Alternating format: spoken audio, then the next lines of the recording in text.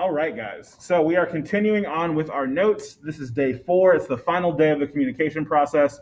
Let's do a quick little recap of what we have learned and then what we are going to get into for the final part of our notes. So we understand that communication is defined as a process, and we understand that the field of communication grows as we study how we process information. We add things to our prior knowledge, and as we learn things, it goes into our prior knowledge. That's also referred to as our schema. Messages are sent and received. Participants interact in social context. We already got that. We looked at the models of communication. It started initially with the action model, it being technology based, it being not complete because communication only went one way. It doesn't go in two directions. So then we saw that action model evolve. First we saw it simplify into the action model 2, which is good still. The source sends a message to a receiver through a channel, and noise might possibly stop it. But again, that's still very primitive. So then we see it evolve yet again to the SRAM model, or the interaction model. This interaction model allows us to really understand that communication is ongoing. It goes in between two different people until communication has decided to end.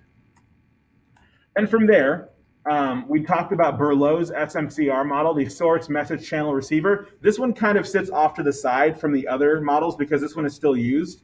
Because if you ever feel like, man, I feel like that argument with my girlfriend or that argument with my friend went really, really poorly. What could I have done to make that better? You can possibly go back and look at this model, and you might be able to understand why that happened. Because this model really focused on thinking about your own personal attitudes, your own personal culture, your own personal knowledge, and your own personal communication skills as you're communicating with the other person, and also thinking about those things.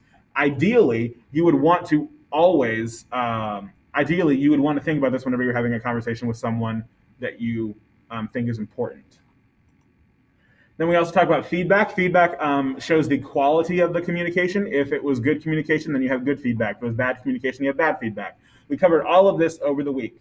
Now today, as we get into the final section, we are looking at the fully evolved version of the communication model, the Charizard, if you will, or the diamond pickaxe, if you will. As we look at this, we're going to go ahead and look at what's known as the transactional model. So we're not even going to look at the model just yet because there's kind of a lot to unpack. But then I also have a example video that I want to show you guys that really shows why the transactional model is still used, because it takes everything into factor as communication is happening. So the properties of the transactional model is that communication is obviously a process, but it's ongoing and dynamic. Now, Mr. Smith, we already know that it's ongoing because if you go all the way back to the SRAM model, of course, it goes in a circle. Okay, that's not what I'm talking about now. Instead of it being ongoing, like when communication ends, because when you stop talking to the person in the SRAM model, then the model goes away. The idea with the transactional model is that every single thing that you're doing, every single thing that you're wearing, every single thing that you are just as a human being, you are communicating in some way, shape, or form. This is the most current model and is responsible for incorporating the importance of feedback in communication. So basically, all other models don't factor in feedback. And since we learned that the feedback shows the quality of communication yesterday, it's really, really important to make sure that we have a model that does show said feedback. It also shows that communication is irreversible. No matter how much we want to, what we can say can never be taken back. So I don't know if you guys have ever done this, but if you take toothpaste and because I think that they do it in elementary school when they're talking about bullying, but essentially if you take toothpaste and you squeeze it all out of the toothpaste and it's just like, you make the tube empty, right? You can't put that toothpaste back in. Like you can try to like spoon a little bit in, but it's not really going to work. Same thing with like if you spill like a cup of water and it's like all over the table, you don't really want to just be like, okay, I'm going to squeegee all the water off of the table and back into the cup, right? That doesn't make any sense. So the idea is that once we say something, it's out there. Once we've communicated something, it's out there.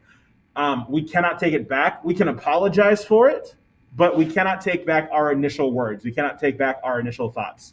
So I was going to use a clip of Community, which is my favorite television show. It's if you have a office-shaped hole in your heart, because Netflix took it off. Community is a great show, super, super funny. But there is a moment in the show where one of the characters said, "You said that my feet were long and stupid. You can't unring that bell." And I think that that's a really, really funny kind of moment, and also kind of shows that communication is irreversible. After we say something, after we put it out there when we're communicating with someone, we cannot take those words back. And then, of course, communication means shared responsibility. A breakdown or a success in communication is due to both parties. So if communication is successful, it's because both people wanted it to be successful. If it's not successful, there's noise either on the sender or the receiver, or the encoder and the decoders on their end. So in order to have successful communication, you need to have both people taking part in it. Some more things about the transactional model. The communication occurs in a context. So we understand that when you are talking to that person, you probably thought about the fact that you were going to talk to them before you actually decided to talk to them. And you were really thinking about the setting in which you are communicating with them. Participants affect or influence each other and are influenced by the context of their engagement. In just a moment, we're going to watch a clip from Avatar: The Last Airbender that has a really, really good example of how feedback plays into the communication and how past experiences directly influence current communication. So we're going to watch that in just a moment, but I really want to make sure that we understand that the transactional model, the reason why we still use it is because it factors in every single thing that we already know about processing communication. It occurs within cultures, obviously. Participants are affected and influenced by their own and the others' cultures. Stereotypes are not always a bad thing. People assume that Southerners are friendly. I think that stereotypes have a very negative connotation to them. However, remember that stereotypes do not have to be necessarily a bad thing. Okay, so that being said, this is what the transactional model looks like. So I know that it's a little much. Hang on, I got something in the chat. Where's my chat? There we go. Okay. All right. So let's get our arrows out. Perfect. Okay.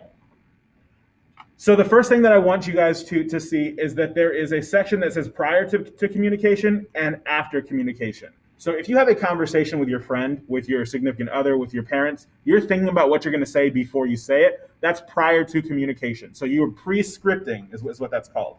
You are deciding what's going to be said before you say it. Now, you can't control what the other person is going to say. However, you can control what you say. So as you are deciding how you're going to encode that information, that is what the prior communication is.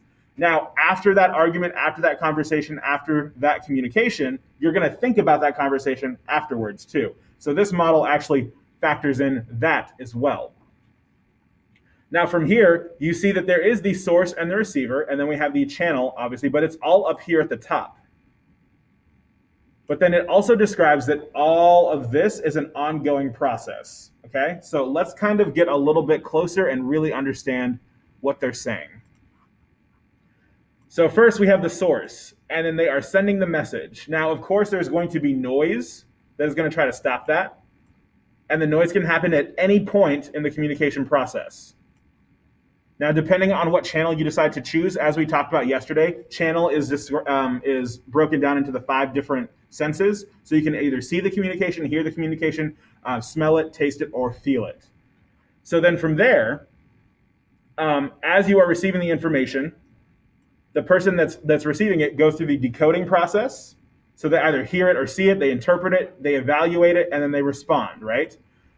Now, after the fact, they're going to think about the effects of their communication, and they're also going to think about what they were thinking about and also think about their action. Now, I know that seems a little confusing, but the idea is that the person that's decoding the message after communication has ended with them, or after they're like having direct communication with them, they're going to continue to think about what that conversation was. Now, of course, then we have noise that can also stop communication or make it so that the message isn't clear to said person.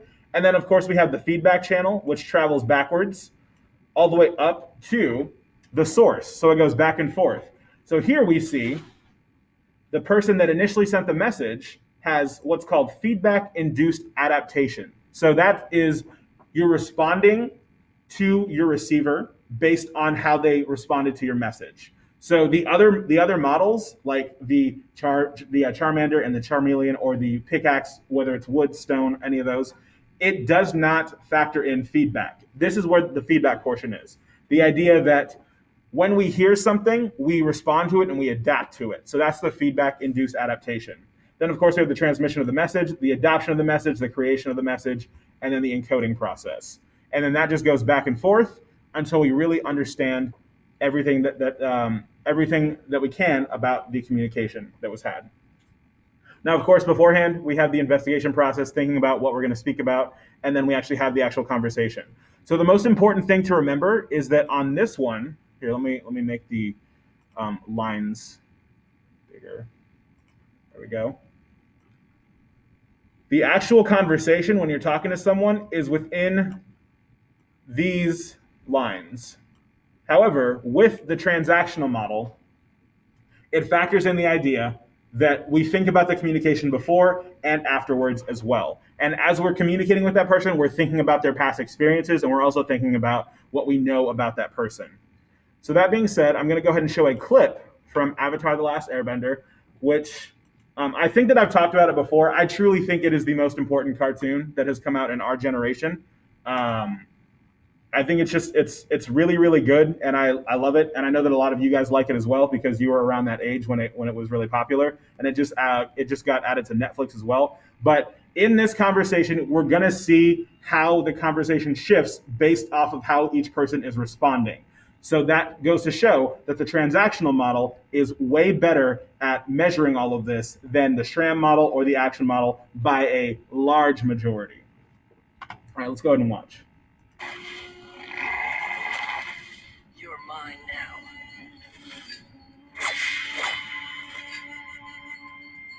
Uncle? So, the Blue Spirit. I wonder who could be behind that mask. What are you doing here? I was just about to ask you the same thing. What do you plan to do now that you've found the Avatar's bison? Keep it locked in our new apartment? Should I go put on a pot of tea for him? First, I have to get it out of here. And then what? You never think these things through. This is exactly what happened when you captured the Avatar at the North Pole. You had him, and then you had nowhere to go. I would have figured something out. No! If his friends hadn't found you, you would have frozen to death. I know my own destiny, Uncle. Is it your own destiny? Or is it a destiny someone else has tried to force on you? Stop it, Uncle. I have to do this. I'm begging you, Prince Zuko. It's time for you to look inward and begin asking yourself the big questions. Who are you? And what do you want?